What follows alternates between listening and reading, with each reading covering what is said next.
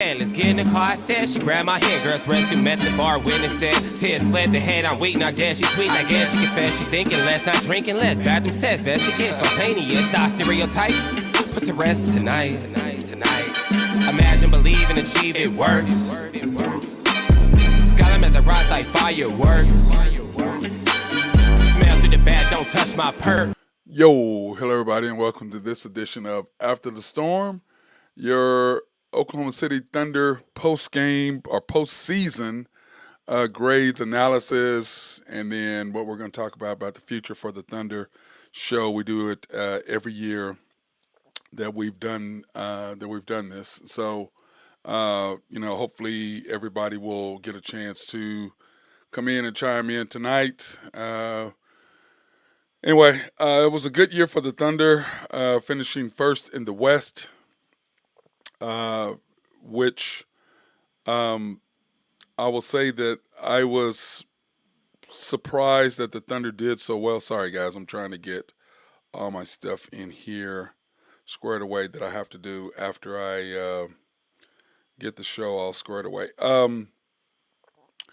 Anyway, you can go to YouTube, and remember, you can search After the Storm OKC Thunder, and or our daily show, which is the Unpopular Hour with Matt Clark. So search the Unpopular Hour with Matt Clark, like, subscribe, hit notifications, and of course, After the Storm, the same thing. And you guys can come on and comment. So hopefully we'll get our normal grouping of people coming on and talking about the Thunder and what they thought about this year.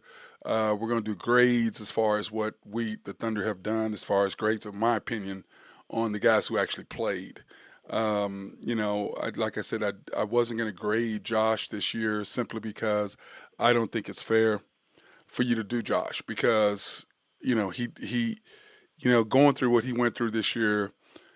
It's kind of sad because 2 years ago, when the Thunder were terrible and got better, I knew that Josh and SGA had something going on, and you could see that towards the end of the year. And it really manifested itself towards the end of that year 2 years ago. And then last year, it really, once we got J-Dub in there, J-Dub went to another level. Josh was going to another level. We really didn't know what we really had. And remember, I'm the only person to pick the Thunder to win 40 games. And because what do? I tell the people, I tell you all exactly what's happening. I don't sugarcoat it. I give you the straight up deal. And all these people who profess to be Thunder fans and know the Thunder, now one of y'all predicted to win 40 games last year. So shut your damn mouths and don't act like you did. You don't know what you're talking about. And then this year, I originally picked 57 wins, but I dropped it to 52 because I figured he would cost us 5 wins a year. 5 wins, and cost us more than that. But we should did better, but we won in spite of him, not because of him.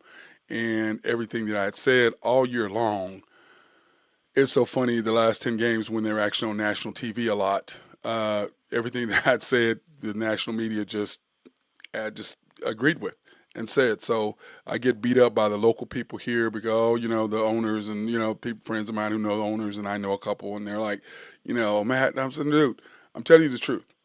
They're sugarcoating it, and it's a bunch of crap. And, he got Coach of the Year because nobody saw his play. But after these 10 games that he coached, nobody was saying anything about him being Coach of the Year. It didn't pop out again. Why? Because everybody knows he wasn't, because nobody saw his play. Like SGA didn't win MVP or didn't have a chance because A, the Thunder didn't promote him, and B, we weren't on TV. And he missed the pivotal games, even though he had the game win against the Knicks. He missed the Phillies, Celtics, and Pacers games back to back to back. You win, he plays in those games and does what he did, does what he always did. I think he would have, the MVP race would have been closer than what it was. So that's my boy. That's my boy Ace. Somebody's walking out in front of the yard. Anyway, but let's give our flowers to the Thunder, okay? When you look at, and I wish I would have kept last year's stats as far as what we did as a team compared to what we did this year. So let me just go ahead and do our flowers. Okay, first of all, the Thunder won 57 games, which finished first in the West. It was a three-way tie for the West. But remember, we beat Denver 3 out of 4 games, which really, to me, it was 2 out of 3, like I said before. We lost the first game of the year to them here, game 4, 5, 6, whatever it was early in the year. Then we beat them in Denver.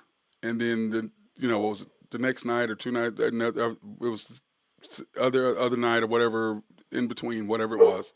And then SGA hits the jump shot at 1 second, whatever, to win the game. And then, of course, Jokic did not play Game 4, which I don't count as a victory for the Thunder. So I figured that we were 2-1 against them, even though it was 3-1. We were 2-1, and then we beat the Timberwolves twice in Minnesota. They beat us twice here. So we got the tiebreaker when it came to that. So I look at the Thunder season, 57 wins. I thought we far exceeded anybody's expectations. Like I said, I predicted 52, 57 originally, and you can go back and look at that, and I'm gonna have my guy go back and do a bunch of clips and stuff like that, which we will be doing next year. But I'm just gonna say I'm so proud of our team, what they accomplished, the way that they did it. I didn't necessarily like the little BS stuff with everybody getting together after games and doing the interviews. I'm like, if you didn't play, you didn't contribute. Why the hell are you on camera? I mean, I don't like. I mean, I understand that's childish, that's little kid stuff. I mean, and being the youngest team in the league, the Thunder did a great job promoting that. But you didn't promote SGA as Defensive Player of the Year or All NBA. Dort didn't even get All NBA, which is ridiculous. He guarded the best guys on every team all year long. And I don't understand that. The Thunder did not promote SGA at all because they were too busy promoting J-Dub. Because, the coach and what we do, and, I'm going to go over my grades, and I'm going to tell you why I gave the grades that I gave to the coach and to the players. So, but our team itself being the youngest team, and I was okay with it at first, and then you go 24-14 in one score game. In close games, when are you young? When are you not young anymore? When are you a team that knows how to do two things? You know how to shut people down on defense, and then you have the best closer. Remember, SGA shot 61% at the end of the year or this year, and close in most, what do you call them? Pivotal jump shots or shots that mattered, however you want to call it, 61%. And then what did they do? Well, J-Dub, was scoring so many points in the fourth quarter. I don't give a shit what he did in the beginning. What did you do when the game was on the line? SGA led the NBA at 61%. The next was 48% or 45% by Jokic, and then LeBron at 35%. In game-winning shots, game-closing shots, shots that mattered in the fourth quarter. And I've said this many times, I don't like, and I forget who was it, somebody else was on national TV at one of the shows. I don't know if it was First Take or Colin Cowherd or whatever, one of them. They were talking about, fourth quarter points. I think it was Colin Cowherd talking about, just give me all the fourth quarter points. No, you're doing fourth quarter points as a whole to try to fix to validate your narrative. And my narrative is I don't give a shit what you did in the first 8 minutes, 9 minutes. What'd you do in the last 5 minutes, 4 minutes, 3 minutes? How many points did you score, and what was your shooting percentage? That's what I want to know. When the game was on the line, not in the fourth quarter early, what did you do when the game was on the line, when you had to make a shot, when you had to make a play? What was your stats then? But what they do is to make it look, to bring somebody else up who doesn't necessarily deserve to be what it is. That's what they do. And to me, I'm like, no, I don't want to hear that nonsense. Because everybody forgets when KD was here, he led the NBA for 4 out of 5 years in game tying or game winning shots. 4 out of 5 years, he did that. But everybody forgets that. So what you do is you have another KD as in SGA, being able to close out people, being able to make the shots under pressure, shooting 61% at the end of games. That's what he did. Finished second in MVP voting, even though it was far-reaching, whatever. So when I look at that, I'm going, okay, great. So you have a nucleus, and we've talked about this, and our team has the nucleus or the basics or the base to do what it needs to do. And we're going to talk about that as well later on the show as what we need to do. Because when you look at the Thunder, one, SGA, so he's a top 5 All-NBA player, which we're going to talk about that as well for the second year in a row. Then you've got, which means he's one of the top 5 players in the league. Then you've got arguably one of the best defenders in the league in Lou Dort. But is he expendable? Yes, I think he is, because I think Keontae Johnson is somebody who can come in and take his place, or we're going to talk about some trades or some free agency acquisitions that can take his place, because I don't like the fact that they're trying to make him a scorer when he's not. I don't like. That's why when I give the coach the grades, and I'll go over why I did what I did, but to me, those are the issues that I have with that. So I think you have the nucleus. You have SGA, you have Dort, you have J-Dub, you have Chet, okay? You have Kaysen, you have Wiggins, and you could possibly have Jay Will in there if you want to throw him in there as 7. And I do like Jay Will, but he got exposed to me majorly in the Dallas series, because to me, dude, when a free throw goes up, you don't assume the shot was going in, which is what he did, which is why P.J. Washington was trying to, way more aggressive, got in front of him, got the rebound. Dude, you're 6'11", and you let a guy 6'6" get a rebound, jump in your position. And, free throw is the one thing that Commander and I and Randy Wright talked about that all the time. Free throw is the one thing that you can get and sneak again and get in position on, because people get up there, they look at the ball, and they're lazy. They don't want to hit the body. And the first thing you're taught from the very first thing when you grow up to play basketball and you are rebounding in the low post is the first thing you do is find your man. Don't look at the ball. First thing you do, boom, you find your guy, then you look for the shot. The first thing you do is the shot goes released, soon as the ball is released, you find your guy. Now, some places it's when it hits the rim, whatever it is, but the first thing you do is you find your guy. And Jay Will did not do that. And he was in the game specifically for that. Now, to me, I would not have had him in there. I would have had Wiggins in the game. That's just me. But that's being said, that's your 7. Isaiah Joe, I think Isaiah Joe has run his time with the team, and we'll talk about that in his grades and what happened with him. And then the rest of them are what they are, and we'll talk about that. But you have your core of 6 to 7. Now, that being said, what do the Thunder need?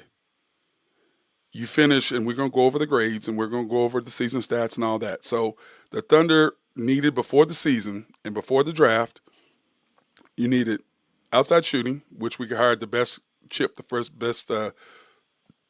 best basketball shooting coach in the league. We had him. Second thing you got to do is you got to improve your perimeter defense.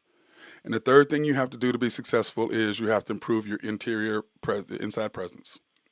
Those are the 3 things, and we've talked about this a bunch. The Thunder, Sam Presti, magnificent as he was, what did he do? He improved outside shooting because of, the draft, and what he got in, getting Chip helped. Number 2, the thing is this, we got better on perimeter defense. But number 3, the one thing that killed us is inside presence. And I believe, and like I said, Sam Presti did not make the moves at the break, at the trade deadline, because he did not believe the Thunder were going to be where they were. He is too sharp, too smart to have not made any moves if he knew or if he believed that we were going to do what we did. I can promise you that. He would have not made sure that Gafford got to Dallas, and he would have got us somebody. I promise you he would have, because he's got enough picks to do whatever the hell he wants. But I don't believe that he believed that we were going to achieve where we were. I think we're ahead of what his schedule for us was. So I'm giving him a pass on that simply because of that, okay? So, that's part of it. So that being said, you've got a good base. So the one thing that you've got to fix is your inside presence. You've got to fix that, because you fix the other 2 things, and we're going to give you stats and show you what, the season stats and show you all that. So you got to fix that. But what really bothers me too is that our team understood what they needed to do. Our team is young, but like I said, I'm not caught up in the age thing because of what we were able to achieve. You don't win 57 games and number 1 seed in the West if you don't understand what the hell you're doing as a player. Now, in the playoffs, because he didn't do the things he needed to do to put us in position to win by playing the right lineups and understanding the game, which is his biggest faults, his 2 biggest things that he is not good at, or his faults, he can get better, but those are 2 things he's getting bad at. And the third thing is he doesn't know how to coach a superstar, because that's not in his philosophy, in his realm, or Thunder, however you want to look at it. That's not in their mindset or his mindset, even though you do have an NBA or you do have one of the top 5 players in the league, you don't know how to coach a superstar. Every other team does, but this coach does not, which is going to, part of what his grades, and we'll go over that as well. So overall, I give the grades for our season our team an A. I don't like necessarily all the things that happened with the team and what we could have achieved because I don't think we were ready. And I'm joined by my guy Adrian Fierro. What's up, big dog? What's going on, bro? Nothing, man. Just kind of giving my overall view of what I thought happened this year. I don't know how much you heard, but what is your thoughts and what would your grade be for the Thunder team as an overall score? I'd give us a B plus. Oh, okay. You wondering the reason why? Yeah, of course. You can't just say B plus and not get an explanation. Yeah, no. I give him a B plus one because obviously there's still some adjustments we need to make, which is the rebounds, which has been a major problem. So It's going to that be presence. interesting this off season, to see what we're going to be doing as far as trades go to acquire somebody that can fill in that void that we need. But Or I mean, free that's the only thing that's or free missing. agent acquisitions. Yeah, or free agent acquisitions. I mean, either way, we got the assets for it. Agreed.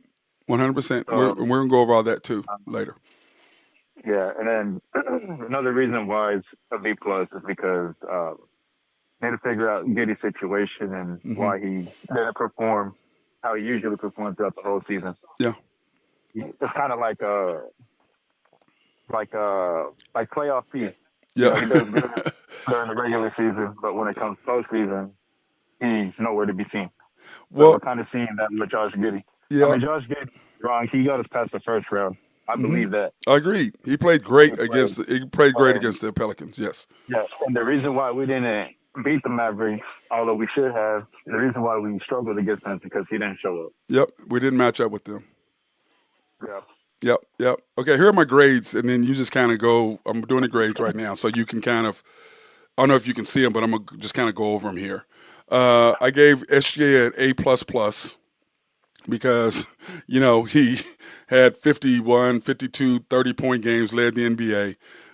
He led the NBA in steals, and I just overall his percentage and what he did, in the playoffs, he led us in scoring, rebounds, assists. He was second in steals and second in block shots Yeah, he's our MVP. for playoffs. Yeah, so I give him an A plus plus. J Dub, I give him an A minus.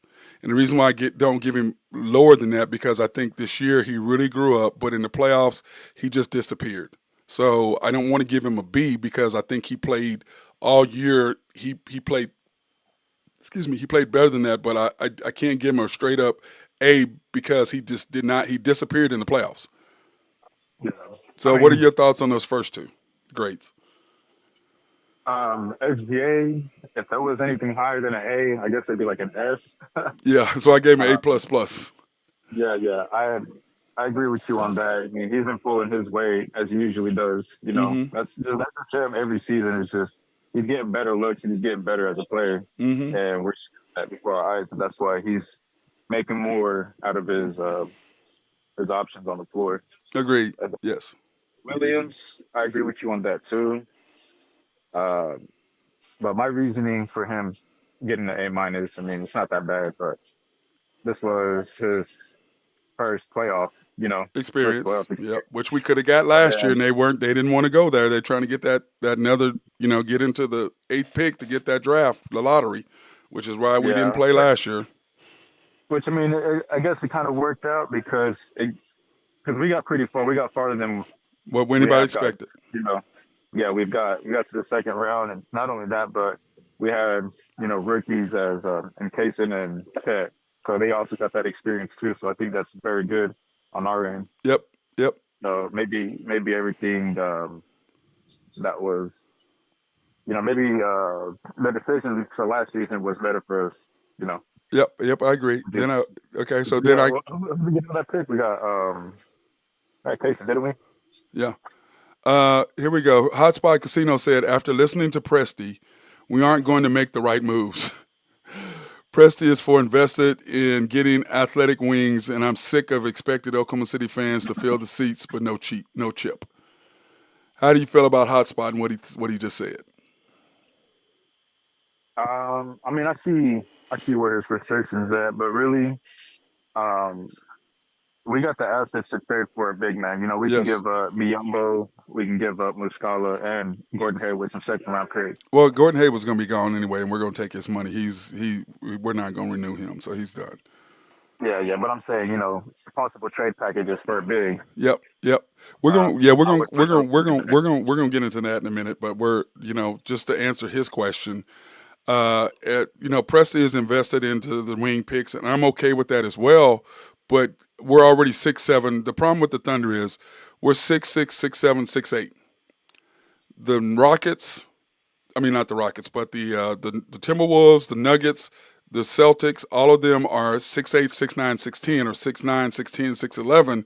At the same spots, we're 6'7", 6'6", 6'7", 6'8". So you need bigger wings that are more athletic. If you want me to give me athletic wings that are 2 inches taller or 6'8" that jump higher with long wingspans like the guys we're going to go over, I'm cool with that. But to give me what I already got, that doesn't do anything for me. So I'm not opposed to Sam doing that. Just make sure that they're bigger. Hotspot says we need a 7'1" guy who can rebound. Yes, we're going to go over those picks here in a minute. Hotspot. Okay, then Chet, I gave an A-2.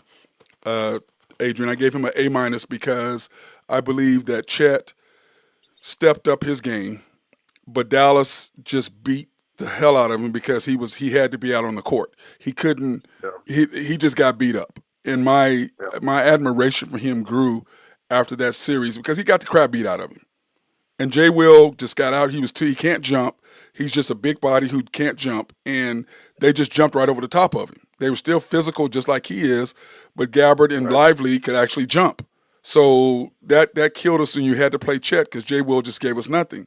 So I give Chet an A- because he disappeared in the playoffs simply because the coach didn't allow SGA to play more, to be more aggressive, which allows our team to really not feel the pressure, but to take the pressure off the team.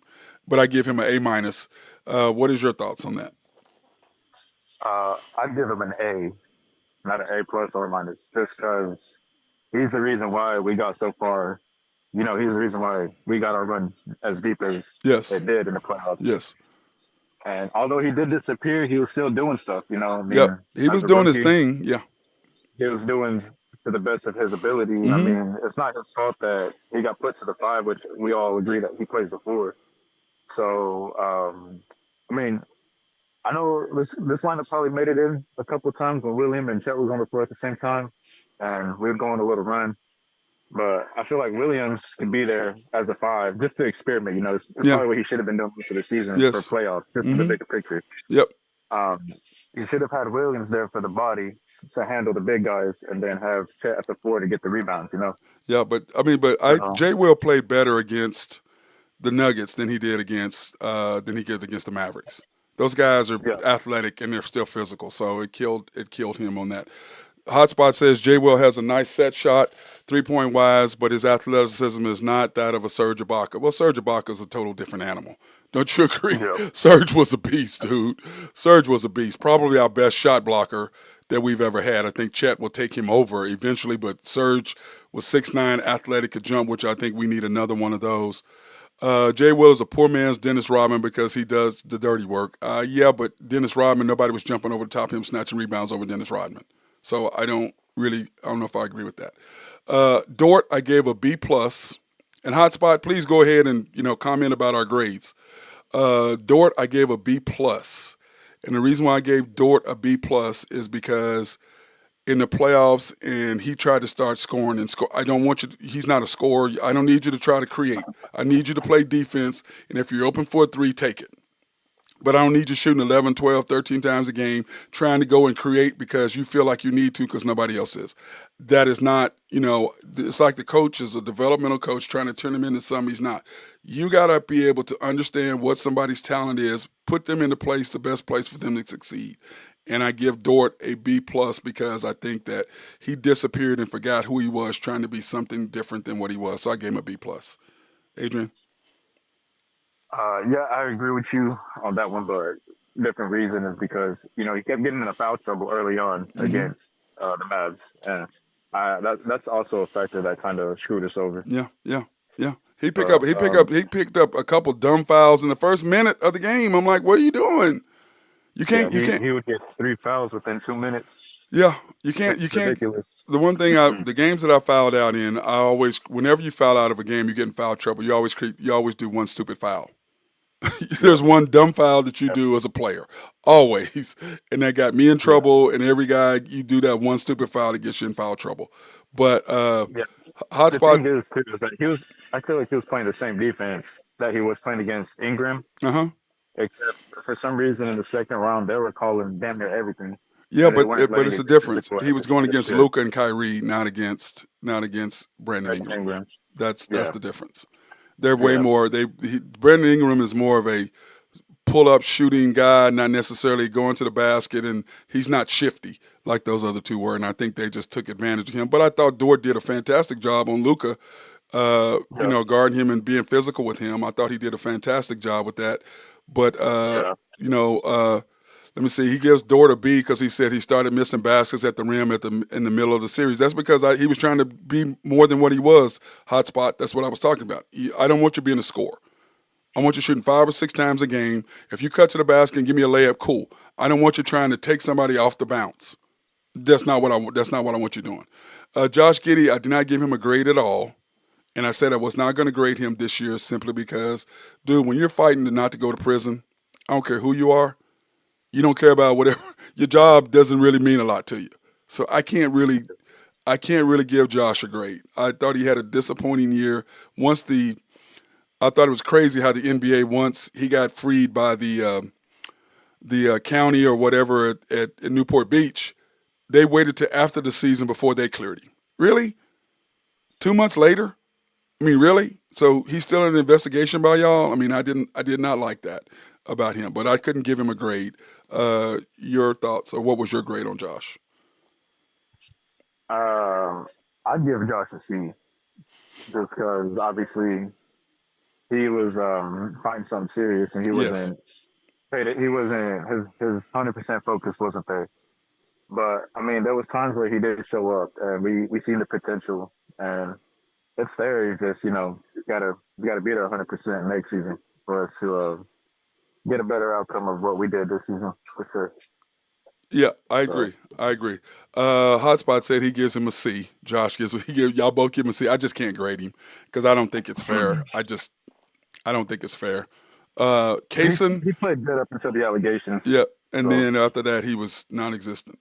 I gave yeah, Kaysen a B minus because he completely disappeared in the playoffs. I mean, yeah. defensively he played okay, but you gave me nothing. Your shooting percentage, and we're going to go over those two and what their shooting percentages were, and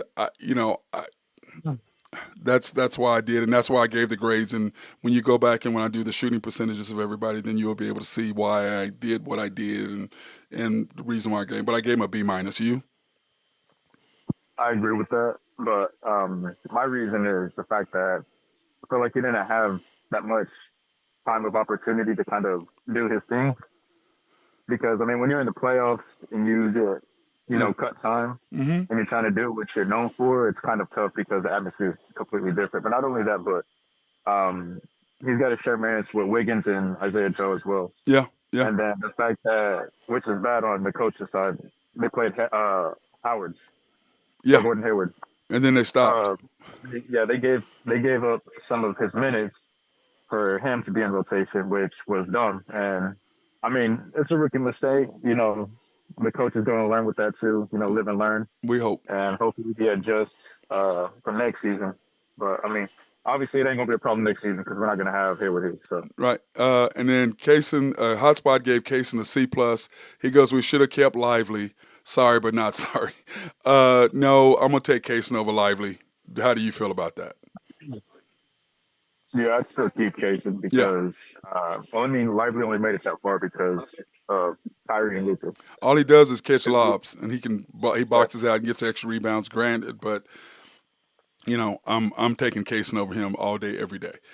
Jay Yeah, Will, I yeah. gave a C plus because once again, I think he got exposed by the Mavericks, and because the NBA and all sports doesn't matter, football, baseball, basketball. It's about who you match up with and who you catch. If you catch the wrong team, it's like the Mavericks. If Denver would have beat them, the Mavericks don't match up with Denver at all. They match up with Minnesota way better than they do.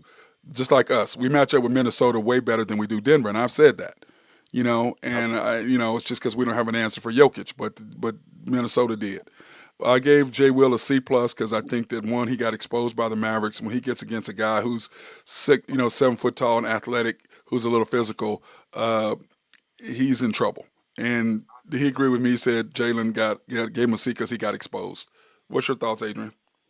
I'll give him a C minus because for that same reason, he got exposed. Not only that, but he wasn't enjoying as much charge fouls as he did last season. Last season, You yeah. know, he was leading the NBA in charges, and this season was non-existent. Really, we didn't see a lot of that. Well, Although we did see him hit more threes, but um, you know, yeah. that's the reason for the grade right there. Yeah, I agree with you 100%, but I think it's because he wasn't played in the same lineup in the same situations that he was last year. So it required him to do a little different, but I agree with you.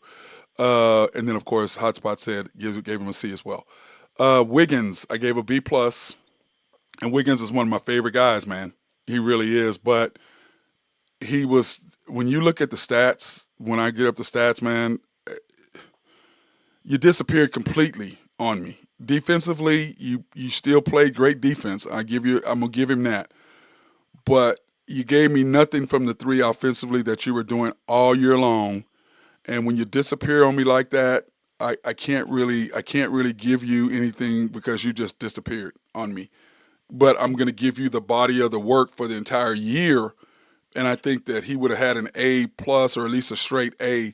But I think that he still defensively, he showed up in big moments in the playoffs. Offensively, he just didn't give me anything, so that's why I dropped him to a B plus.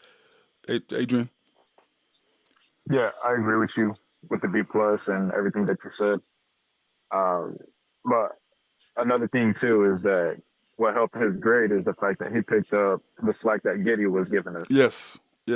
So that's the reason for the B plus for me. It's the fact that he picked it up when Giddy couldn't, and I'm hoping Giddy gets past through this and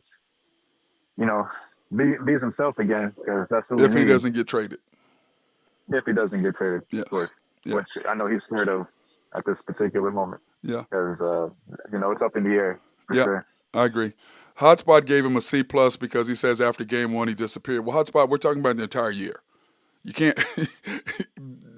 Wiggins played better than a C plus. I mean, all year long he was clutch for us from three, except for this Dallas series. He just, once again, I just think it's because of lack of experience. But I can't give him a C plus because I just think that he was an A player for us all year long. Defensively, he made plays, and then all year B plus. That's what we're saying. Hotspot. I'm talking about the entire year, including the playoffs. It's a B plus. That's what we're talking about. The entire year, including the playoffs. And then of course Isaiah Joe, I gave a C plus because Isaiah Joe he got exposed toward the end of the year. No, Hotspot. We're going by the entire year, including the playoffs. Isaiah Joe was a C plus because towards the end of the year he got exposed. And they started running him off the 3-point line. He started trying to do things. They started that really last year. And then this year he went back to shooting threes. And then once they started running him off the line, he couldn't do what he did for us anymore. So to me, his position and what he was doing for us before is no longer what he's ready to do now, if that makes any sense. So that's why I gave him a C plus.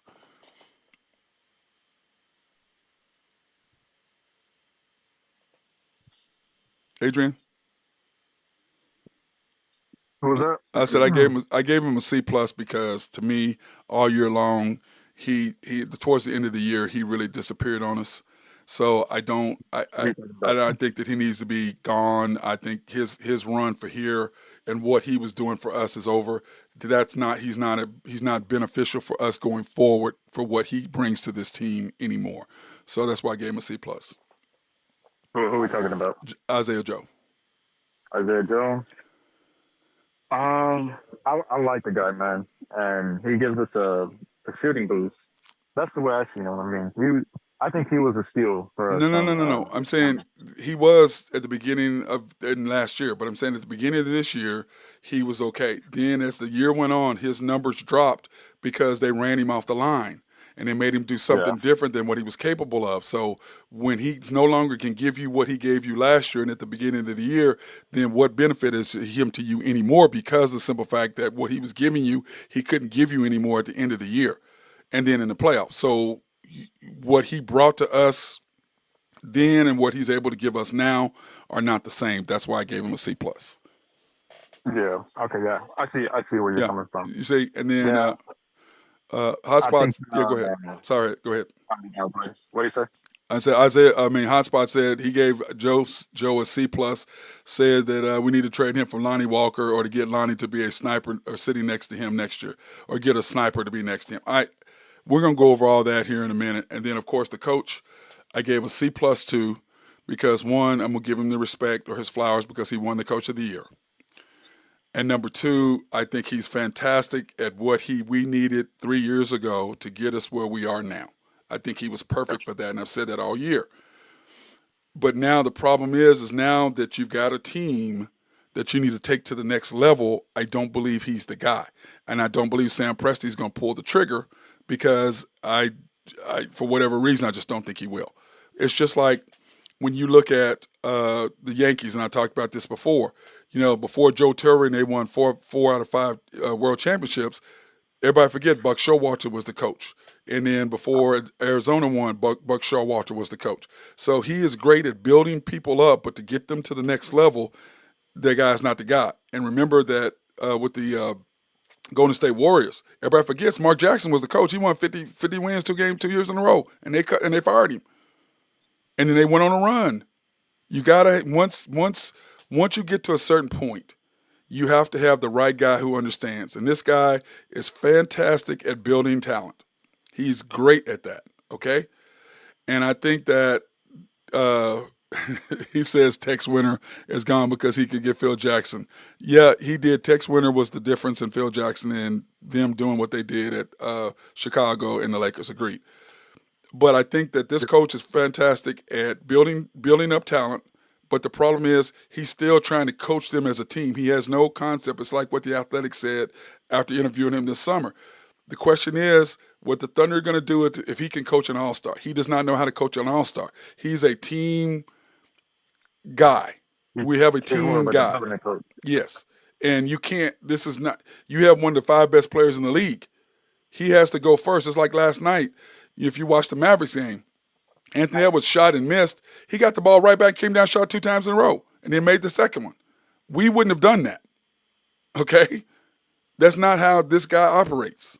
And to me, you have to understand, when you have one of the best players in the league, what do? You give him the ball and you let him do his thing. And you and I have talked about this, and I've talked about this ad nauseum. Put the ball in SJ's hands every second coming up the last 5 minutes. Let him go and drive. If he can't make a move, he's going to hit J-Dub, and J-Dub's going to have somebody running at him. J-Dub is fantastic at driving to the paint and creating space. He's great at that and pull up shooting that little mid-range or shooting the 3 when he gets in rhythm. But our team, when SGA scores, our team relaxes as a group because they're like, okay, he's got it. And that's what happens. Because he also takes all the pressure He off takes too. all the pressure off of him. And Dagnall doesn't understand that one little nuance, and that's my thing, and I gave him a C plus because of that. But he's fantastic at out-of-bounds plays. But without Josh, how many out-of-bounds buckets did we get, easy buckets, last night? I mean, anytime. None.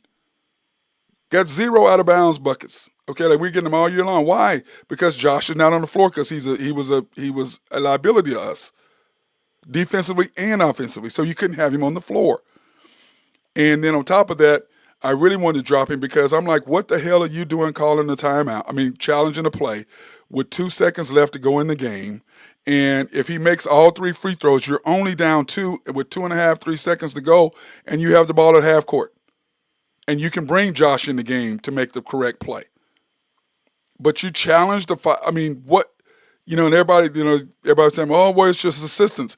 Still, all you have to do is ask SJ, did you foul him? And he would have said yes. Mm-hmm. Ask the player. Yeah. He would have said, yeah, I fouled him. So now instead of you wasting a time, to me, you're only down 2 if he makes all 3 free throws. And even if he shot and missed, you still grab the. Of course, my boy Randy Wright says Waters. He gives the Waters an A+. Randy, he's not on our list. I didn't have Lindy Waters. I didn't have the commander. I didn't have Lindy Waters on the list. Sorry, bro. I didn't have him on. He's the best distinguished. Let me see. He says he thinks SGA signaled for a on that play. Well, I don't think he did that because he admitted he fouled him. Listen, and that's why I disagree with that hot spot. You know if you foul somebody or not. Now you might not understand because remember early in the year, I think Luka got hit with the ball and then hit the arm. If the ball is released and you hit the ball first, then the arm is not a foul. Now, maybe not understanding the rules, but the ball was not released. He hit the ball and then hit his arm. And SGA admitted that, I fouled him. And I fouled him. So, and no, Lindy Waters should not be on the list, and he was not going to be on the list. Neither was Gordon Hayward. I didn't have him on the list either. So there you go. Forget about all that. We're not doing that. But anyway, my thing is this. You needed, I'd have to go back and look at that hot spot. I don't remember SGA doing that because after the game, he says he fouled him. And you know if you hit somebody on the arm, do you not? Yep. Adrian, you know if you foul somebody, right? Yeah, definitely. You know if you foul somebody, so. All right, well, let's go ahead and take a quick break right now. Then we're going to come back, and then we're going to go over this year's stats, and then we're going to go over the playoff stats and what we did with all that. So we'll take this opportunity to thank SRB. If you have needs for engineering, surveying, or planning, they love to be behind the scenes. If you're building a new complex, they can make sure everything is laid out properly. There's no flooding and all that works. If you have a dam in your neighborhood or a waterworks plant in your city or county, hit our guys up over there at SRB. Collaborative Logic, if you have needs for computers, software to make your office run smoother or websites, they can do all that. They did our website as well. So hit those guys up over at Collaborative Logic. And the thing I love about them is they can remote in and not, if it's software related, they can remote in and fix your computer without having to come into the office and disrupt the flow. Oak Grove Trucking and our guy Adrian Fierro and Jose Fierro. If you have needs for dirt, rock, or sand, hit our guys up. They'd love to be able to take care of you. YNB, family owned and operated since 1912. They are the bank that makes things happen. They're an equal housing lender and a member of the FDIC. Proud sponsor for us, to go out and support women, minority, and black-owned businesses in the Oklahoma City area. You can pre-qualify online at www.ynbok.com. That's www.ynbok.com. Or you can go into the main bank at 401 Elm Street. And as the commander, Randy Wright, says, 66 steps from historic downtown Yukon. I don't think it's that, Adrian. That's just me. But he says it is. I'm not walking it. And then Miami East, which is off the Parkway and 66 or 39th Expressway. Miami Mustang, located at 218 North Mustang Road. Miami Parkway, which is off Garth Brooks and I-40. And as Nathan says, 212 steps if you walk around a car. You can get to the bank from I-40. Yeah, I'm not doing that either. And then YMB Peoples, located in Bethany on 23rd between Rockwell and MacArthur, and Bethany on 23rd. Go ahead and see our people over there. And, of course, Shelter Insurance, the Mark Pemberton Agency, located 4609 Southeast 29th, Dale City, Oklahoma, 405-670-2424. Open Monday through Thursday, 9 to 5, Fridays, 9 to 1, closed Saturdays and Sundays, proudly serving the Middale area since 1982. Now, what we talked about, the Thunder and what they did stat-wise this year and how they improved, because like we talked about, the three things the Thunder needed to improve this year: the outside shooting, perimeter defense, and inside presence. Okay, we talked about that. We all agree on that, right? Yep. And I think they Yeah, go ahead. I agree more on the inside presence. Well, that's before the year. That's before this year. We talked about that. Not okay. Yeah, before the year started. And that's what we talked about. So Sam Presti, before the draft last year, that's what we talked about. He clearly fixed our perimeter shooting by hiring Chip England from the best NBA shooting coach in the league. And then number 2, our defense. So here's our stats. We finished first in points, third in points, 120 points a game, finished third. Field goal percentage, 49.8%, we finished third. 3-point percentage, we finished first. Okay? Free throw percentage, we finished third. Points in the paint, we were 7th. Steals, we were 2nd. Okay? And then blocks, we were first. So now, giving up defensive, so offensively, I think we took care of that. Don't you think so? Yeah. Okay. Definitely. The outside thing. So then defensively, which is our perimeter defense, we were 14th in giving up points, which is middle of the pack. Field goal percentage, we were 3rd. Our opponents only averaged 45% against us. 3-point percentage, we were 13th, which is a little higher than middle. Points in the paint, we were 7th. Steals, we were 2nd in steals in the NBA. Blocks, we were 18th. And turnovers, turning the opposing team over, not our turnovers. We were 7th in turning the ball over, which is great. And then we were 1st in turning the opposing team over, which was ranked 1st in the league. Now, here is the third thing. Offensive rebounds, we were 29th. Giving up offensive rebounds, we were 29th. Oh. That's what killed us. Offensive and defensive. Yeah, it killed us. It killed us. That's what killed us. And I feel like if we have somebody that specializes in that, we're obviously going to climb that ladder. Mm-hmm. But in different categories that we're, in the middle of and close to first, I feel like we'd improve just because it'd take a lot of pressure off of the players trying to get the rebounds themselves. Agreed.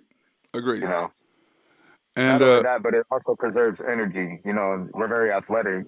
Not that we need to preserve energy, but it would help a lot. We're just small. Yeah. We're small.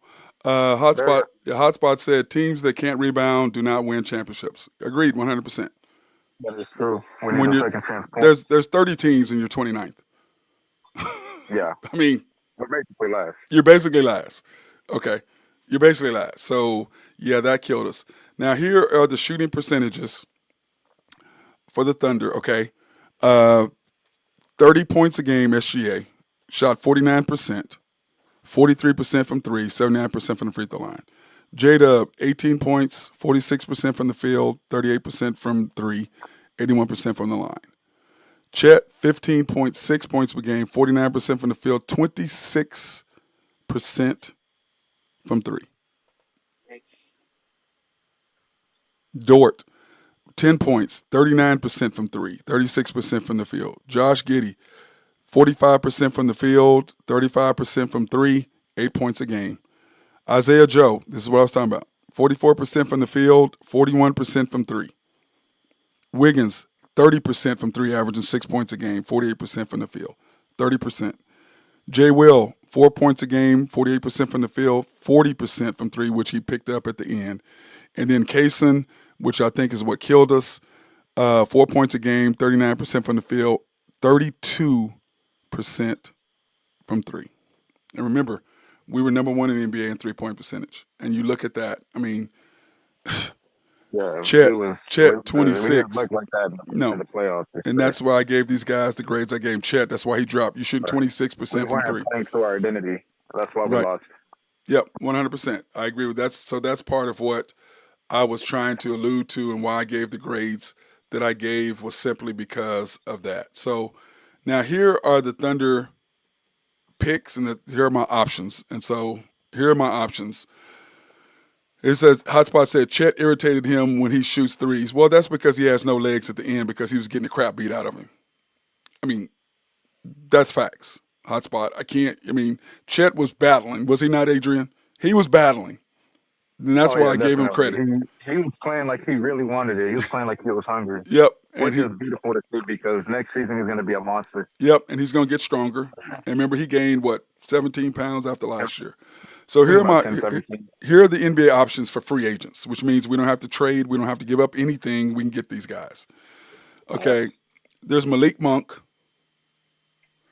Isaiah Joe, and Wiggins both. The ones I have highlighted, this is what I've highlighted.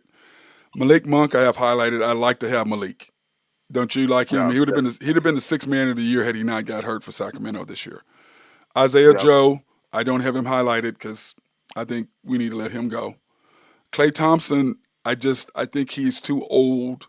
Even though what he would give us experience wise, plus he didn't play defense like he's used to perimeter, but just his leadership and going through the battles, that would be good. But I still don't have him highlighted simply because I think he's just too old to fit in a team Yep. that averages 23 years or 22 years a game. I love him too, hotspot, but that's what I think. And then Aaron Wiggins, we definitely should keep. What are your thoughts on those four? I would take Malik Monk for sure Yeah, over Thompson, yeah, and it's because he's younger. I mean, if we have to give Joe or Wiggins or possibly both, I mean, I believe Malik Monk does their jobs pretty well and one person, So I mean, yeah, I would definitely love to have him. Thompson, uh, I mean, he could help us out on shooting, given he's a spot up shooter, catch and shoot. Uh, but I mean, we got plenty of players that can do that on our team. Our whole team can shoot. We just got to get them open, and they got to learn how to play under pressure. Well, deeper pressure, like the playoffs, And that's what's good. The fact that they got that experience, and so they know what to expect. And if they carry that into the regular season, I mean, we're going to be looking very good. We're going to have a better record than we did possibly this season. Or I mean, last season. So yeah, I Because I take think Malik Monk you get more over everybody. athletically, you get more athletic Yes, with Malik Monk. yes, You still get what you get with Isaiah Joe, and right. so I think that would be good. Because Forwards, he has more experience. He's more seasoned. yes, more seasoned, but he's still young. Okay, Right. he's still young. I Forwards, agree. OG, which I don't know if the Knicks going to give him up. I think they're going to pay him a lot of money, and then Miles Bridges. What are your thoughts on both of those Mm. guys? Man, Miles Bridges. I mean, if if we can obtain either one of them, that would help our roster out a lot. Obviously, because what they bring to the table. But I think as much as I'd love to see Bridges in our uniform, I think OG would be a better fit just because he's a bigger body, and that's what we kind of need. Yeah, I agree. OG is a beast, dude. He is a monster, but I don't think he's leaving New York. They got a lot of money. I think they're keeping him. But their problem is my next thing is Hypothetically speaking, though, it'd be nice to have him. yes, I agree. One, I love him. I love him because to me, here are my ads. Okay, I would like to add Malik Monk keep Aaron Wiggins, add OG Ananobi, and then either Nick Claxton or Hardenstein. Either one of them, I take the back to go with Chet, and then draft Like, draft Filipowski, Klingman, or Ware, the one from the big kid from Indiana. All of them are 7 foot, but I hmm don't. People talk about your boy from what's his name? I always drop my name because I just have a mental block against your big boy from the Player of the Year from Purdue. I have a mental block with him for whatever. Eddie, what's his Yeah, name? Edie. Zach Eddie, right? Yeah, Edie. And I don't want Edie because you've seen what Dallas is doing to oh my God, what's my big boy's name from the player of the defensive player of the year who should have been Anthony Davis, not him, from Minnesota. Gobert. That's to me, Edie is Gobert. He's gonna clog up the middle. You're the number one driving team in the league, and you got a guy who can't go out there and shoot. He's a middle stopper, and he can't defend the three. And Dallas is killing them on the 3.9 to be able to defend. They attack him nonstop on the three. They attack him. So I'm not a fan of Edie because to me Gobert that's what you see with Edie. That's what you're gonna see. He's gonna get killed in the pick and roll. Dallas is just killing him. So that's why I like Malik Monk. I like Wiggins. I like Anunoby. I like Miles Bridges. I would take him, but my if I had to take my picks, okay, because like I said, you have your six. So my four I would add to that, okay, is Malik Monk, Wiggins, Ananobi, Hardenstein, and Filipowski. And I would get rid of J Dub and or J Will. That's what I would do. Then I've got because then also that allows you to trade Lou Dort, because Miles Bridges can do what Lou Dort does, and he's a better scorer. Or that Yeah. allows you also to get rid of Aaron Wiggins if you want to do that. Now I love Aaron, but if I really had to me, the only for sure safe people we got is SGA, J Dub, Chet, Kaysen. Okay, to me, those four are your only true. I'm not even thinking about trading any of those four guys. Are you guys thinking about trading any of those four guys? I'm not. Nah. I'm not receiving a phone call. You ain't calling those four. Then no, we ain't doing that. But everybody else, I'm up for it. But I think if you take those four and you add Malik Monk, you add Anunoby, you add Hardenstein, and you add Filipowski and Kling, or one of those three bigs. All of them are 7 foot. All of them can guard the three, which is what I want in the pick and roll. That's what you need, and then that's where you're sitting there set. That's 5, 6, 7, 8, 9. That gives you 10 guys, and you're set. Okay, with any of those, any of those. And then you're set. Because that team right there, you've got size, you've got speed, you've got ability to rebound, you've got ability to pound inside, you got somebody. Because I think to me, you need to have, if I have my choice between Filipowski and Hardenstein, I like Hardenstein simply because he's already been in the league 3 years and he's still young. You know what I'm saying? And he's got the experience. So he could easily team up with Chet, and you move Chet to the 4. Chet is not a 5. Chet's a 4. He's not a 5. And I think if you do that, it's fine. Hotspot says if we get rid of J Dub, I say trade him to the Hawks for Dejounte Murray. No. What do you think about that? Beyonce is nice, but I feel like he's more of a primary scoring option. He's used to having the ball a lot in his hands, and Not with Trey. even though he shares it with J Dub, I don't know. I feel like J Dub will be better than Murray for sure. Yeah, I agree. And he goes, This is his second year playing. This is his sophomore season, and I mean, look how good he did. I mean, there was talks. They were hyping him up more than SGA, the main guy. Yeah. And I mean, don't get me wrong. They're probably trying to take pressure off SGA, but at the end of the day, SGA takes all the pressure, and J Dub is a good second scoring option for us, definitely. Agreed. And although Dejounte Murray, he's a better scorer. He's about the same, better scorer and more experience. I feel like the thing about having young players is that we can mold them still. Yes, I agree. Still mold them, and they still got a lot to learn, and especially with the coach we have, like our team has great chemistry, and they got an understanding of how they need to play. Yep, and they get used to it, and they're so good at doing what they're doing professionally that we can mold them into the players that we need them to be. Yeah. We just need somebody to fill in that void to get the rebounds. Right. Right. Well, see, that's my issue with Daigneault, is that he is great at what he's doing. The problem is we're past that. Now you need a coach that can put everybody where they belong and give them an identity of what they need to be and where they need to be and what they need to do, what your role is. They have, right now it's like how SGA scored in game 4. He scores 4 straight times. Then Chet hits a 3, Dort hits a 3. Then you put the ball in J-Dub's hands. Nothing happens 2 possessions in a row. It goes back to SGA and the game's over. Okay? He has to understand you have the best player in the league, not J-Dub. Because if you listen to Bally's, if you watch Bally's, they'd have J-Dub make a play, and you see 4 replays of him making a play. SGA does, you see 1, maybe 2. Really?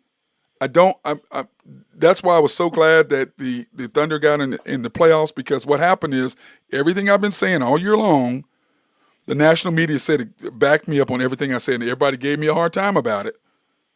During the year, you just hate, blah, blah, blah, blah. I said, no, I'm seeing what y'all aren't. And then the national media saw it, and they backed up everything I said, because I was saying they didn't watch us play. I did. And Presley's not willing to move Chet to the 4. I think he's got to move Chet to the 4. Chet is not a 5. He's just not a 5. He's just too thin. Now maybe in another year or so. But I mean, and that's the reason why Wemby had better stats than him. And not only that, but Wemby is a primary scoring option on the Spurs. Yeah. You know, Yeah. as soon as he touches the ball, he has the green light to shoot or do whatever the fuck he wants to Yeah, do but it. he also People has don't- the handles. Chet does not. That is true, but if you think about it, he has more touches and more actual games, No, 100%. which is a better practice than just trying to practice on your own. Yeah, So agreed. I feel like that's the reason why he grew into the player he did, and he was so great at what he was doing. Hmm. Given that Chet has the same potential, the only But he was on difference a is better that team. is not. Chet Chet is was like on a the better third or team. fourth smart option. Chet was on a better team. Yeah, that too. So that helps. Here are my trade options, guys. Chet has horrible handles. I agree. He gets his pocket picked nonstop against a guy who can play defense. He has to dribble on these guys. Kyrie. He was trying to dribble on Kyrie. I went, oh shit, bam. Kyrie's like, give me that. Yep. Trade options: Mikal Bridges, Julius Randle, Isaiah Stewart, Denny Alvedra, who is the guy from Washington Bullets. 6'9", athletic, big body. All these guys have, and Cam Johnson. I did that for Drew. But those other three guys, they all are long, they all play defense, they all are physical, and they all would help us. Now, Mikal Bridges is the smallest of the group, but the Stewart, Randall, and Denny would help us tremendously at the four, getting stronger. And then here are my options for trading. You can trade Josh, you can trade Lou, you can trade Isaiah Joe, and you can trade Jay Will. You can give up your both first round picks for next year, which is ours, which ain't gonna be that good, and Phillies, which ain't gonna be that good, and Miami's, which ain't gonna be that good. You know what I'm saying? And then of course you have the Clippers in 27, which may be good. I don't know if I give that one Yeah. up because a couple years from now I don't think they're gonna have the same team. You can't forget about the bigs we got too, and Muscala and Biombo. Yeah, well After that. but you can just let them go. That's true, but I mean, Nobody's we could flip nobody's them. nobody's We gonna could probably trade for them. flip them to then put in a bigger package for somebody better, along with those other players you listed. Yeah. Hotspot said, who would I rather have, Lonnie Walker or Cam? I'd rather have Lonnie Walker probably, but I don't really want either one of them. I mean, if I had my choice, I'd probably take Lonnie, but I'd rather. Oh yeah, that's right. We did draft Baisley instead of Cam Johnson, which I don't understand that one. And when we drafted Darren Baisley, I was Darius Baisley. I was like, I don't understand that at all. I I didn't didn't know who the understand that hell one at all. was. Go ahead. What was you saying, Adrian? I don't know. I'm just saying I didn't really know who that was until I got accustomed to it. Yeah, Basil. he couldn't play. Yeah. And it's like So I Jang. don't know. It's like Jang. I still think Jang has the potential, but he's 2 or 3 years. He's another year, 2 years away. He's not ready for this level. He was great in the us winning the G League championship 100%. But Yeah. G League and the league are two different things. You know what I'm saying? The G League and the league are not the same. Yeah, definitely not. They're not the And I same. mean, he's not. He's really good, but like you said, good enough just for the G League. And I Yeah. mean, he makes the G League look easy, Yeah, he does. although we know it's not. But that's just where he fits because I mean, obviously he doesn't do well in the NBA, but he does great in the G League. So if there was something in the middle, in between those, that's where he'd be. Yeah. And what is your thought process? On what on James Yeah. drafting him. Do you think we keep him? What do you do with him? You gave up 3 first round picks for him. I think we could possibly flip him. Who's First and gonna second want round him? picks. Yeah, that is true. I mean, they'll probably whatever team picks him up, hypothetically speaking, um, they could send him to their G League for some second round picks and possibly put him in their roster. I mean, there's got to be a team out there that needs help. I mean, what was the team? Was it the Grizzlies, right? Yeah. Yeah, Grizzlies. They need help. So I mean, Well, they're gonna get Ja back next year. So I mean, we'll see where yeah, they but go I from mean, there. Josh But can only do so much. I mean, yeah, he missed out on basically a whole season.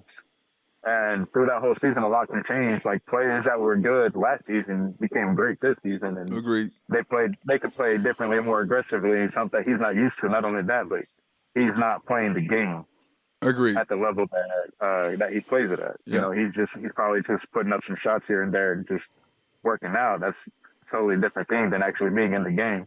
And although we can agree that he's a beast Yeah. and he's going to continue doing what he does, like I said, players this season that played all season, they grew. No, They they got they did. gained more Yes. experience. So they could possibly be on the level above him or be on the same, like, be Yeah. on par with him. So Well, my deal is this: for our team to grow, you're going to have to change the way you think. I'm talking about as coaching. You got to understand who your best player is. You can't do this. We. It's not we. It's we as a group, yes, but it's him doing what he does, and then which allows everybody else to free them up with no pressure. Then we expand. We go once SGA makes 2 or 3 shots in a row in the fourth quarter. Our team, they just like this heavy load is off of their shoulders, and they just boom boom boom and just go because there's no pressure for them to score because they know he got it. But our coaching staff wants him to coach everybody. I'm like, dude, no team who has an all NBA player or top 10 player coaches the way you coach. And you're never going to win until you get a guy that understands that it's SGA and then everybody else is on support. And until he does that, you're never going to go farther than where you go. And I don't see him doing it because I don't think it's in his DNA. I think he's the type of coach, just like Mark Jackson and all the rest of them. He's a guy that he builds players up. Uh, that's the difference. And I just don't know. I mean, I just don't know. But when I look at these players, if you had to pick, okay, if you just tell them, I'm gonna pull this up. Who would you add to this team? If you got remember you got 6 guys. Okay, I've got the trade options for the NBA trade options and the free agents up on the board. Okay, I don't know if you can see them, but no, I just can't. I'm not looking at the thing. I'm just going off of what I know and what you're saying. So okay. This is what I got.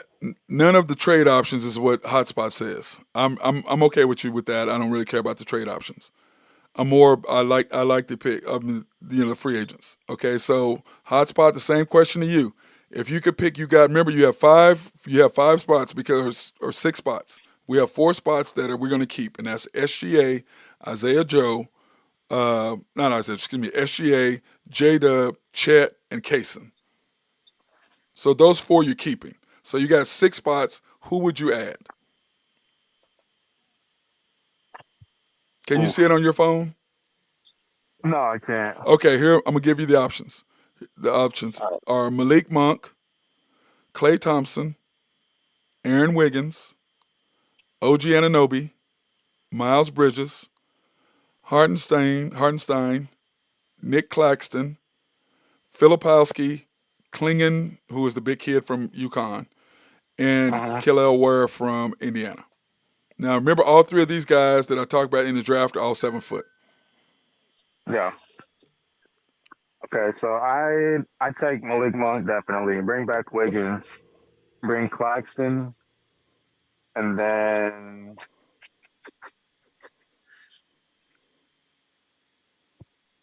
I'm not really on board with the Thompson idea. Just the simple fact that he needs to, if I he's going to agree. go to a different team, he needs to go to another championship contending team I that's agree. got more veterans.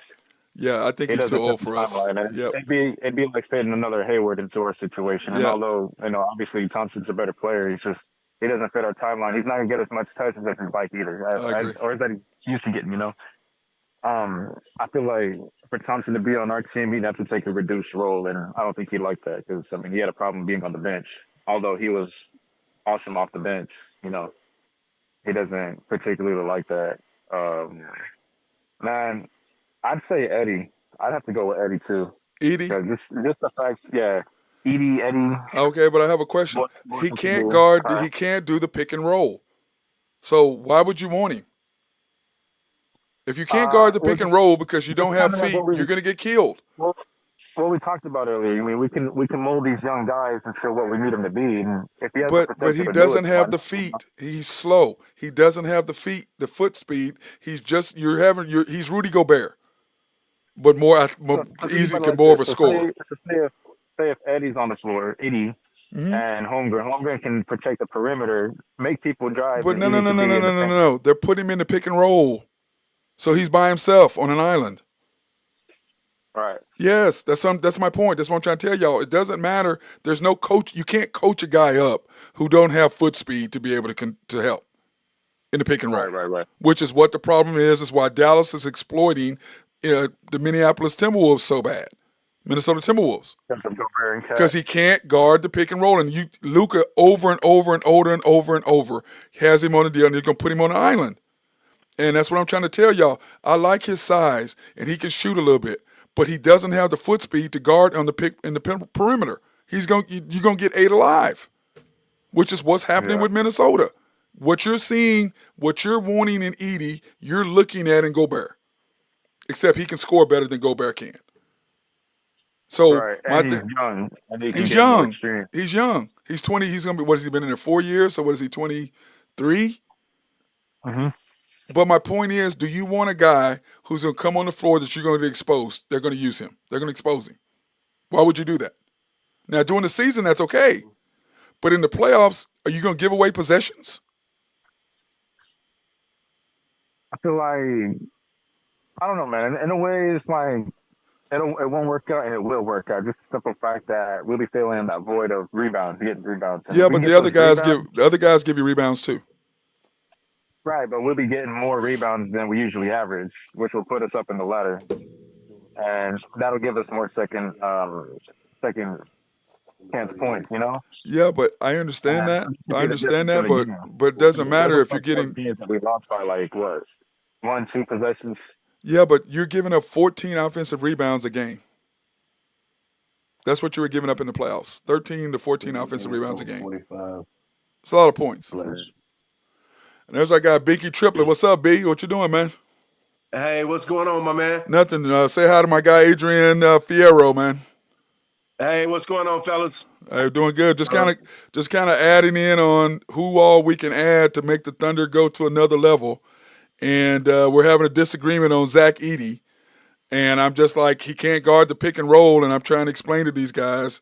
And if you can't guard the pick and roll, which is the problem with Minnesota, you're just going to get ate alive. You're just going to get ate alive. Right. You have to guard the pick and roll, and what you're getting to be able to be a backup of what you're doing is great. But in a pick and roll in the playoffs, when it's the best of 7, you can't give away possessions because you like a guy. You got to be able to defend the wing. And you played ball. What Right. is your? I don't think he's that guy. I agree. I totally agree. I don't think he's the guy for that. Yeah. Now, who else did you like, Adrian? You liked who was the other one? Out of who, the bigs? Yeah, the bigs. Claxton. Nick Claxton. What is your thoughts on Nick Claxton? Here it is. Here we go. Here we go, Binky. This is what we're trying to add height-wise, center-wise. Hartenstein from the Knicks, Claxton, draft Filipowski, Klingman, or where I don't have Edie in here at all because I don't. If you can't guard the pick and roll, I don't want you. Because you get matched up against the wrong team, you're in trouble. So what do you think of those 5 guys? If you could take 2, who would you take? And who was the first name you said? You had Hartenstein from the Knicks, the big white kid, the big white guy from the Knicks. Or would you take Right. Nick Claxton, Filipowski from Duke, Klingman from UConn, or Quare from Deal? Now, I do agree with what my guy Hotspot said on the channel here. I like Klingen, the guy from UConn, better than all the rest of them. That's who I like, the guy from UConn. I like him too. I also like the kid from Duke. Yeah. Yep. I like him too, but yeah, I'm with you on that. Him first, and then the kid from Duke second. Yeah. Here's a comment, Adrian. Hotspot said, I'll put it this way. I choose Edie over J. Will anyway. Well, yeah. Game switch, we relinquished the lead because he couldn't get on the boards. I agree with that. Even though I'm sorry that's your boy. I know he got the suit from you. He's buys your clothes from you. I'm sorry about that. And we'll give you a little plug here. You already know I'm going to roll partial towards him. Oh, yeah. I mean, I understand. And he's from my hometown. He's from my high school, so I'm going to roll with him. But You got to. Yeah, we definitely need to. We got to step it up. Yep. I agree. By the way, guys, we are on the line. Binky Tripman of Elm Grove Clothing Company. He does custom suits, shirts, whatever you might need, overcoats, whatever, comes in, and we'll get all your sizes, and you can order everything through that. You can call him. Here's his phone number, 405-332-8787. His email stuff is here, info@elmgroveclothing.com or sales@elmgroveclothing.com, P.O. Box 2484. 73101. And he's also a hell of a basketball player too, by the way. That's why we kind of had him on, but we want to give you a little love on that. Let's talk a little bit about your clothing, bro. What do you have to offer people, and what are your options, and what is that about? So like you said, I mean, everything is custom made. We'll come out, take your measurements, or we have a lot of people that aren't in the state of Oklahoma that send their measurements in. Like I said, we have a lot of great fabrics, a lot of Super 120s, Super 180s, 100% wools, and also a lot of nice shirts that we make as well. But like I said, everything's made to measure. We'll come out. We'd love to see folks and take their measurements. And also our website, we have a lot of great things on our website as well.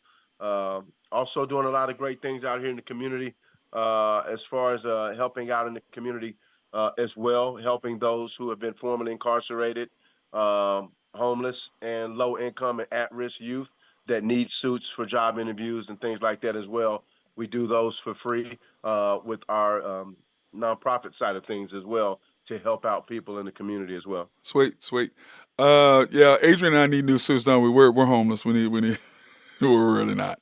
I mean, yeah, I've got to get you guys taken care of. Yeah, I'm kind of making light of it a little bit, but it's really not it's kind of a sad deal. In fact, I do on July 18th, every year I do a thing for upward transitions, and we do it at Hideaway. And what it is you come out there, and all the proceeds from the tips go towards upward transitions. And what they do is they help the homeless go from being homeless. And they pay their electric bill, gas, because a lot of these people, they lost their jobs. Wow. They get a job back, and they can't because when you're trying to pay first month's deposit plus the first month's rent plus deposit for electricity, gas, and water, that's huge. And you can't save up enough money, and you got your wife and kids there in the shelter.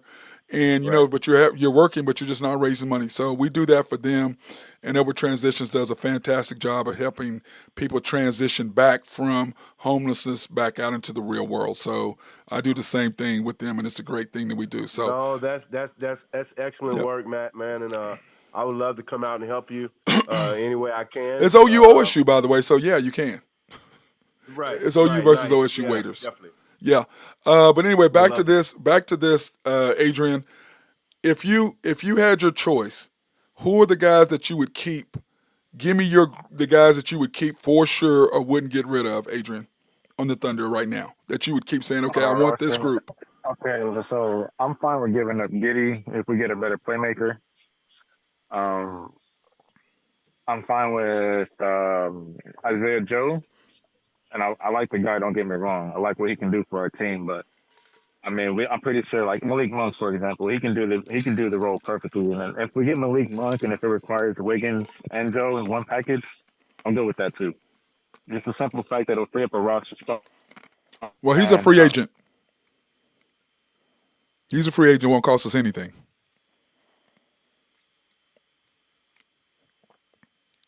And we're speaking on Isaiah Joe, right? Yeah, go ahead. Talk to me, Binky. Who would you keep on this team? Well, once again, Isaiah Joe, another kid from my hometown. Yeah, he's from your high school too.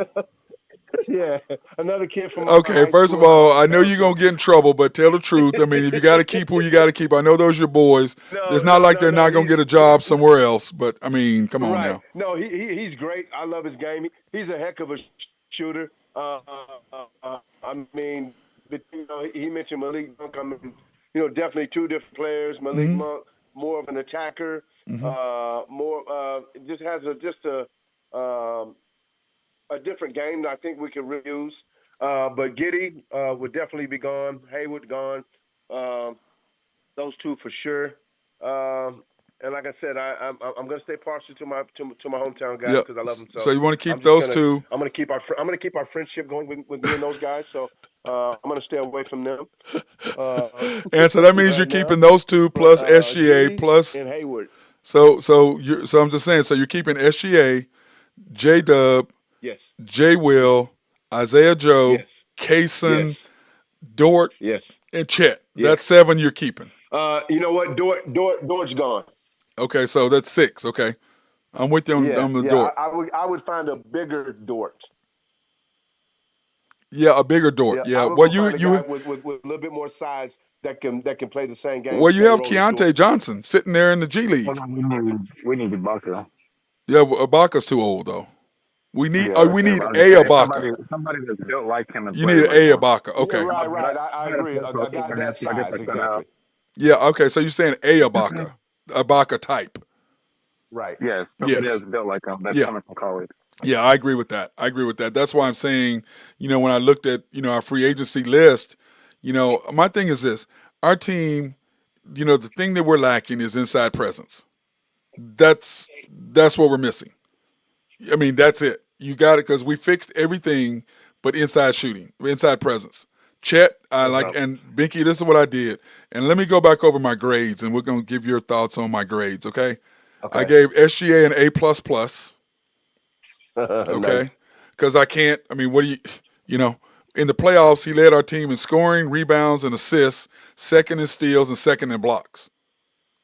I mean, I'm with it. I don't I don't know what else to say. J Dub, I Right. gave him an A minus because in the playoffs he basically disappeared. But all year He did. long, the reason why we won 57 games is because of things that he did. So I'm giving him his flowers on an A minus. Chet, I gave agree. him an A minus as well, simply because let me give him his flowers. In the playoffs, he got the crap beat out of him, and he kept coming. He kept fighting. I mean, they beat they beat Dallas. They beat the hell out of him. They were just going 1-2. Whichever one was on the Right. floor, and they just beat the crap out of him. So I'm giving Chad an A minus. Lou Dort, Okay. I gave a B plus because he started trying to score and try to do all that. I didn't want to have anything to do with that. Okay, Right. I'm like, dude, go play defense. Don't worry about scoring. You shoot your three when you're open. I don't want you trying to go to the basket and try to score and throw up shots. They're not going to call those fouls, and you're trying to draw fouls. That's not happening in the playoffs, bro. Just get your butt out there and shoot a three when you're open.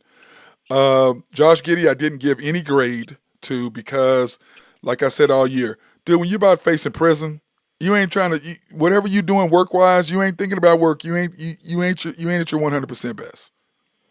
And so I gave him a no grade.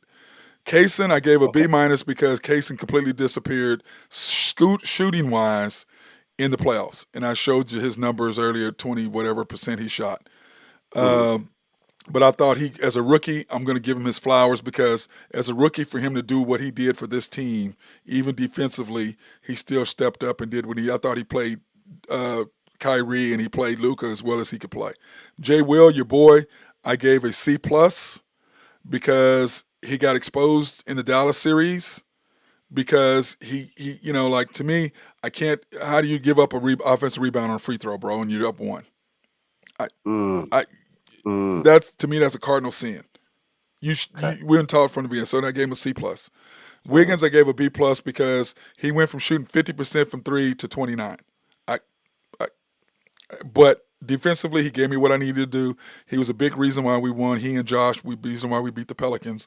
So I'm giving him a B plus. Isaiah Joe, I gave a C plus because at the beginning of the year, all last year, in the beginning of the year, he was doing what he needed to do. Once the team started running him off his spots on the threes towards the end of the year, he wasn't the same guy because he got ran off his spot and he wasn't able to adjust. So I gave him a C plus. Okay? I know it's your boy, so I'm not going to let you comment on it because I don't want. And I totally agree with what you said. I mean, he's a catch and shoot, has to be in the spot type of guy. Yeah, I mean, and they ran him off his spot. And then, of course, Coach Dagnon, I gave a C plus because, as I've said many, many times, he is fantastic at building players up and making them better. 100%. He is great at calling out of bounds plays. And by the way, that was a hell of a call. Did y'all see the game last night? There's a hell of a call by Minnesota on the out of bounds play to Big Fella for the layup. Did y'all see that at the end of the game? last night. Did you see it, Adrian? I didn't get to watch it. Did you see it, Adrian? He's probably doing something else. Anyway, they run an out of bounds play with 12 seconds left and run a back door to the big boy. He catches and shoots a layup. I'm like, okay. I mean, that's something that the Thunder would do. That's what Dagnall does, calls great out of bounds plays. And but I gave him a C plus because he doesn't understand lineups, and he understand the flow of the game, and he doesn't understand how to coach a superstar. So by those three things, I gave him a C plus because A, we did have the NBA best record, West tied for the best record, #1 seed. Right. So I'm gonna give him his flowers for that. But I think we won in spite of, not because of. So that's how I put those grades. Now, not saying Isaiah Joe and Wiggins. Who else you can Jay Will and Isaiah Joe, but everybody else, give me your thoughts on those. No, I totally agree with all of those grades that you gave. I don't know. I may have given the coach a B, but C plus B range, same as you. But everything that you said is spot on. I saw it the exact same way that you saw it and called it the same way. I think you're spot on, Matt. Yep. And by the way, guys, our boy Hotspot Casino here on our YouTube thing, he said he has a question. Why don't we ever call up Shackelford because he's a sniper and he's way better than Waters at shooting? Because he's developed for whatever reason, and I can't really say why I think Waters is playing, even though I know why Waters is playing instead of Shackford, but I'm not going to really say that, but I understand that's a business decision. Right. That's all I'm going to say. It's a business decision. I forgot about Lindy. We didn't speak on Lindy. There was no need for me to speak on him.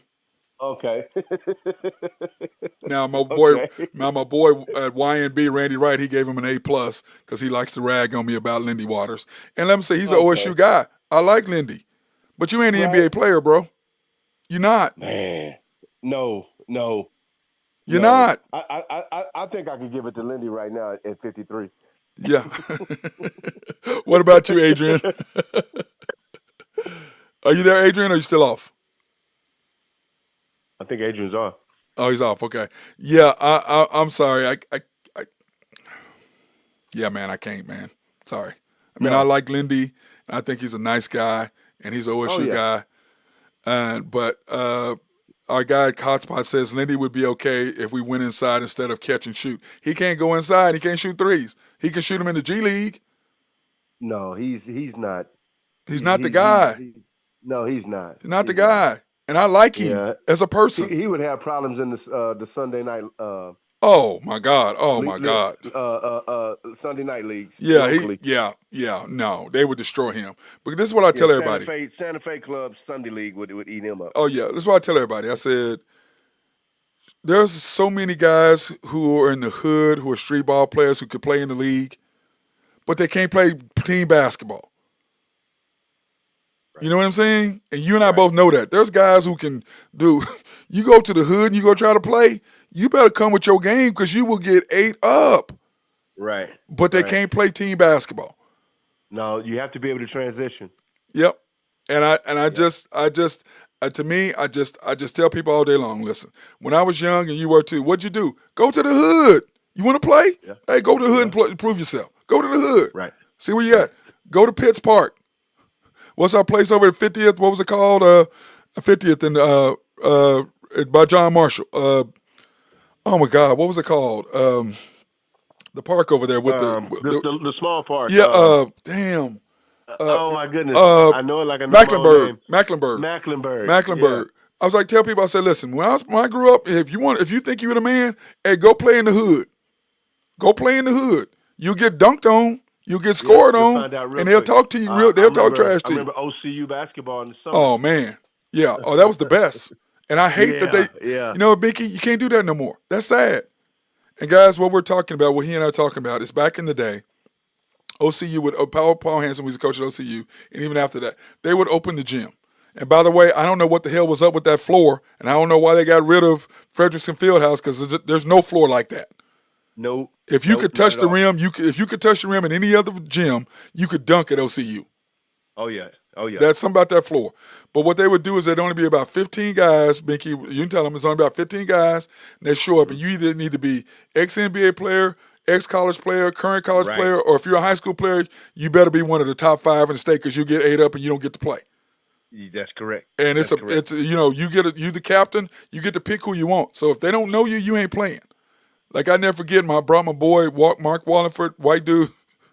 Mickey, I bring him to the gym.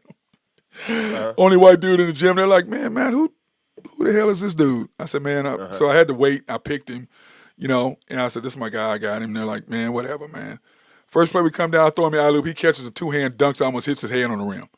Oh, Everybody wow. looked at me like, wait, what? I go, yeah, white boys can jump, and he will dunk on your head if you ain't careful. Don't turn your back on him. That's all I'm telling you.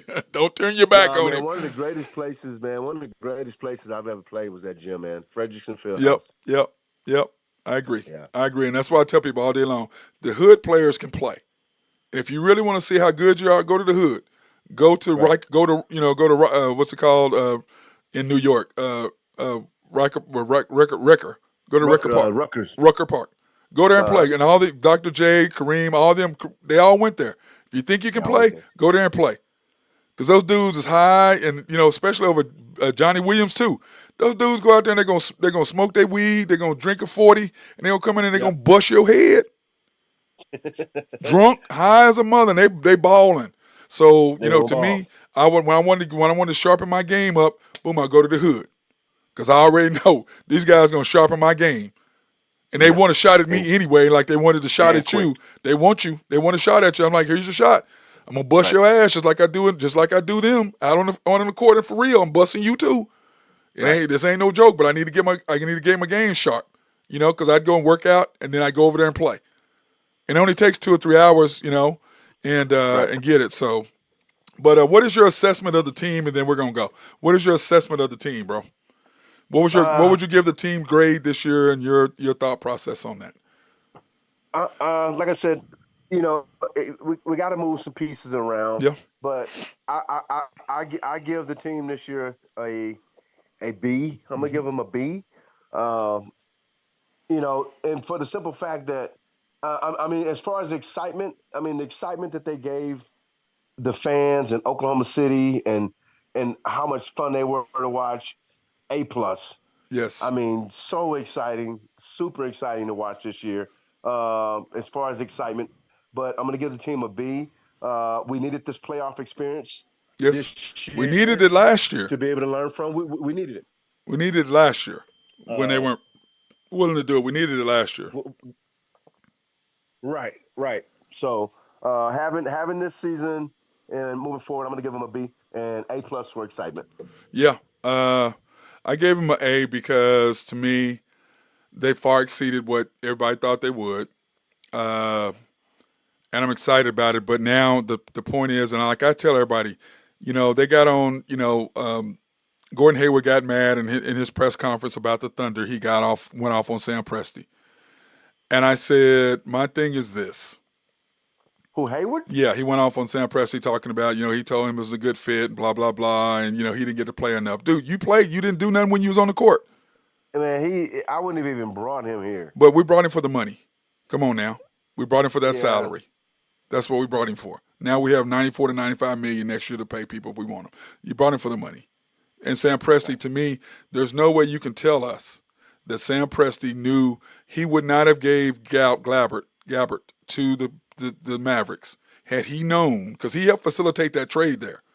I don't believe he would have done it had he believed we were going to be the number 1 seed. He would not have done that. He did that not expecting. We were way ahead of what he expected us to be. And he would have, if he thought we were going to be number 1 seed, he could have made several deals at the trade deadline to give us some inside presence, because that was the only thing we were missing. And that was all year long. You knew we were missing it. We're 29th in rebounds and offensive rebounds, giving up and getting. The one thing you're missing, you fixed the other two, the 3-point shooting and the perimeter defense, and that's what was missing. Our guy said this is a reach, but we had Jared Butler over Case and Wallace, we would have beat Dallas. Ooh.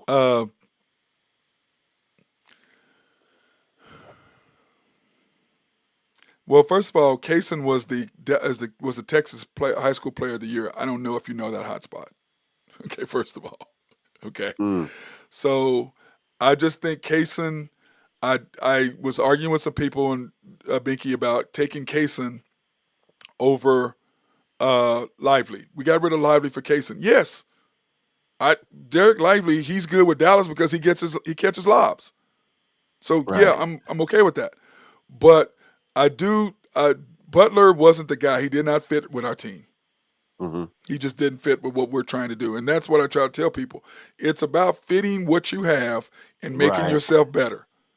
Right. It's just like we didn't pull the trigger to get what's our name from Utah. What's his name? The All-Star. Oh my God, my mind's slipping. The big dude. Um, Marketing. Okay. Marcusson. Marketing. We didn't get him because they wanted Kaysen. I ain't giving up Kaysen.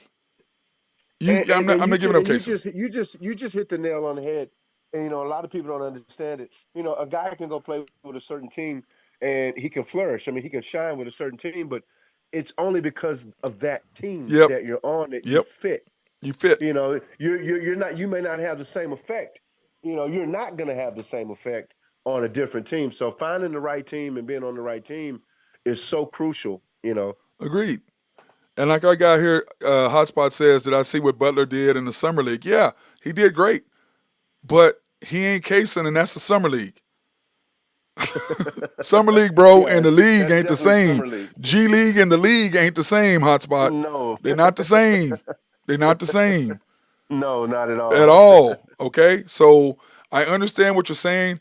Kaysen is good for what we're trying to do. The problem is Uh-huh. now you've got to fix the inside presence. That's what you've got to fix. You need Right. two bigs. And my thing is this, and I've said this a million times. We're 6'6", 6'7", 6'8". The Nuggets, the Timberwolves, the Celtics, the Sixers, the Milwaukee Bucks, they're 6'8", 6'9", 6'10", or 6'9", 6'10", 6'11", doing the exact same things Right. that we're doing at 6'7", 6'6", 6'7", 6'8". Exact same things. Right. No. Yeah, So, and so it makes a difference. yeah, I mean, Nas Reed, he's 6'11", doing exactly what we're doing at same guys are doing at 6'6", and he's Right. 6'11". Right. Yeah. That's what you need. We got to get bigger guys. Got to get some bigs in that do certain the exact positions. same thing what the wing players are doing. Now, when Sam Presti said in the press conference of getting better in the wings, that's fine. Just give me size. Give me 6'9". That's why I like Mikal Bridges or Malik Monk. They're both 6'7", 6'8", but they got long wingspans. They're going to go get rebounds. They can play defense. They can shoot.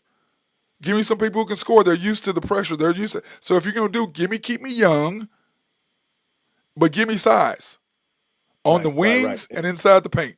Those are two things we need. And Presti has enough picks to do it, and we just showed you all the picks you can give up, which is really nothing. Our pick ain't going to be nothing next year. Philly's pick is nothing next year. You know what I'm saying? These picks are nothing. Those aren't going to be good picks next year.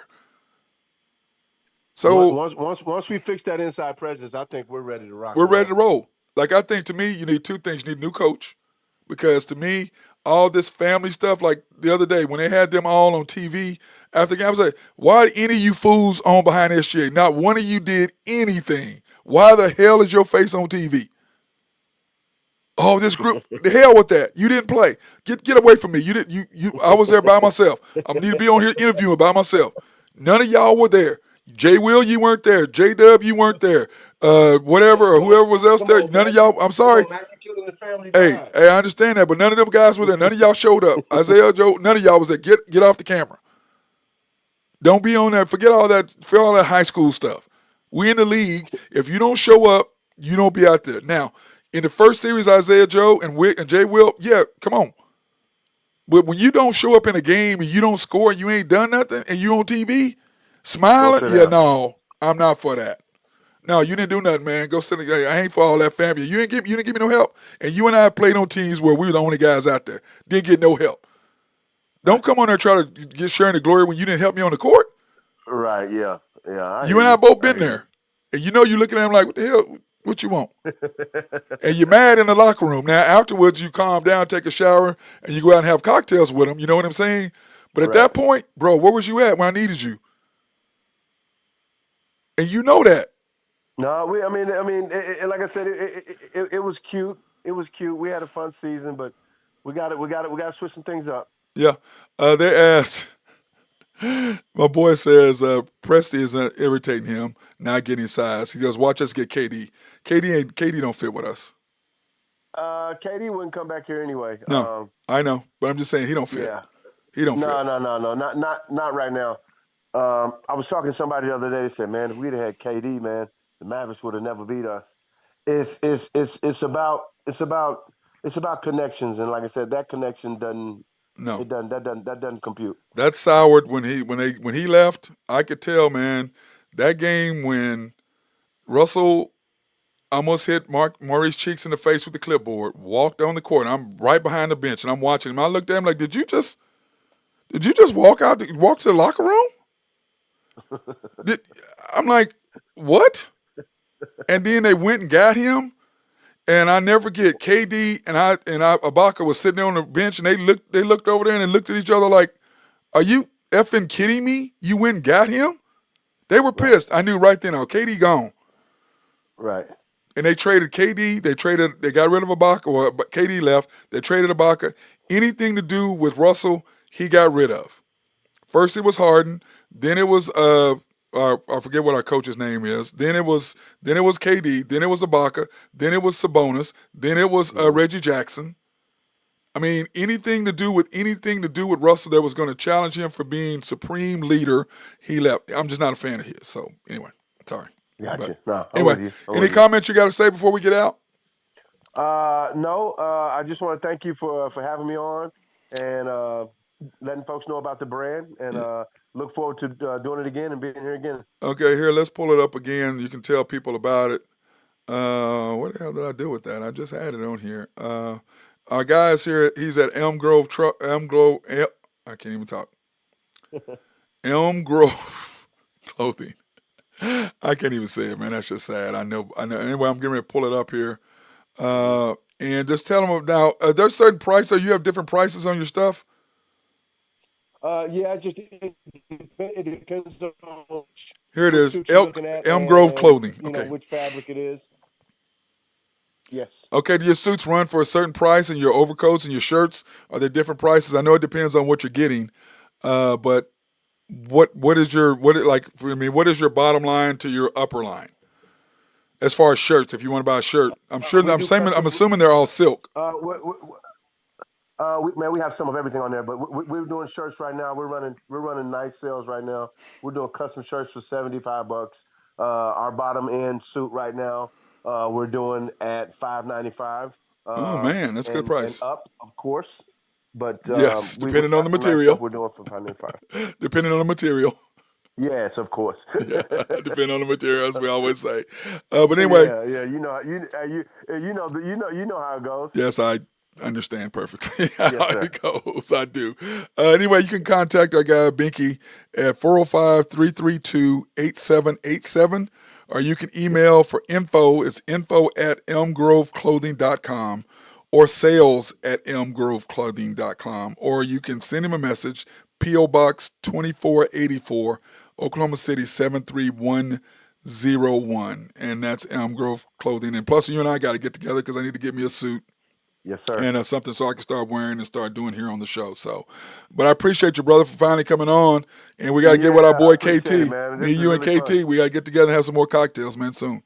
I'm ready. All ready. All right, appreciate that. That's my guy, Binky Right, Tripp. thank you, my man. You're welcome. That's my guy, Binky Tripp of Elm Grove Clothing. I've been trying to get with him to get him on the show for a while, and I want to thank everybody who came on Hotspot. Thank you for your comments and your questions today on the show. And remember, every Wednesday we're going to be on doing the show. So, and we're going to be going to different locations as well to do the show. So I want to thank everybody for your comments and for your questions, and I appreciate that. And thank you for supporting After the Storm. And that being said, hey,